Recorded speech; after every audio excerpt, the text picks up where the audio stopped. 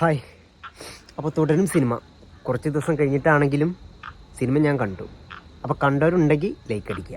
പിന്നെ എല്ലാവരും പറയുന്നത് പഴയ മോഹൻലാൽ തിരിച്ചു വന്നു, പഴയ മോഹൻലാലിൻ്റെ ആ ഫിലിം കറക്റ്റ് ഇപ്പോഴാണ് കാണാൻ പറ്റിയത്, കുറച്ച് കാലങ്ങൾക്ക് ശേഷം എന്നൊക്കെ പറയുന്നുണ്ട്. പക്ഷെ എനിക്ക് തോന്നിയില്ല.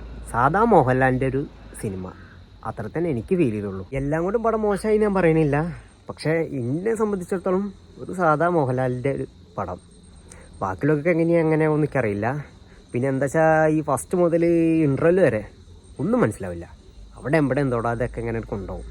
നമ്മുടെ ഈ ദൃശ്യല്ലേ അവിടെ ഒന്ന് തൊട്ടു എന്നുള്ള ലെവലുണ്ട് ഈ പടത്തിൽ.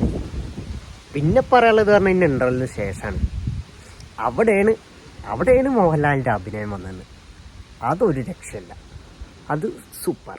ഭാവവ്യത്യാസങ്ങൾ ഇങ്ങനെ മുഖത്തിങ്ങനെ അഴിഞ്ഞാടി കളിക്കാറുന്നില്ലേ, അങ്ങോട്ടും ഇങ്ങോട്ടും ഇങ്ങനെ ഇട്ട് വരപ്പിക്കാറുന്നില്ലേ.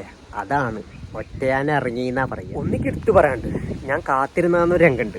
കാരണം ഈ പോസ്റ്ററിലും ടീസറിലൊക്കെ കണ്ടിട്ടുള്ളത് ആ മറ്റേ പോലീസ് സ്റ്റേഷനിൽ നിന്ന് ചാടി വരില്ലേ, അതൊന്നും പറയാനില്ല, അത് സൂപ്പറാണ്. അതിലൊക്കെ ഞാൻ നീട്ട് കൈയടിച്ചിട്ടോ, അത് വേറെ കാര്യം. കാരണം ഈ സമയത്തും ഈ പ്രായത്തിലും ഇങ്ങനെയൊക്കെ ഓരോന്ന് ചെയ്യുന്നുണ്ടല്ലോ. ഞാൻ പറഞ്ഞില്ലേ, ഇൻ്റർവെല്ലിൽ വരെ വലിയൊരു ഇതുണ്ടാകുന്നില്ല, പക്ഷെ ഇൻ്റർവെല്ലിന് ശേഷം മുഖത്തിങ്ങനെ ഭാവങ്ങളിങ്ങനെ മറിയായിരുന്നു.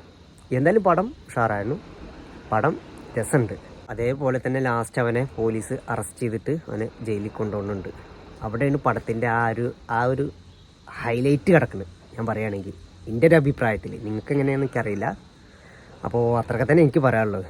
ഇനി ആരൊക്കെ കണ്ടവരുണ്ടെങ്കിൽ അവരൊക്കെ അവരാരെ അഭിപ്രായം പറയുക. അപ്പോൾ ഇനി അടുത്തൊരു വീഡിയോ ആയിട്ട് കാണാം. ബൈ.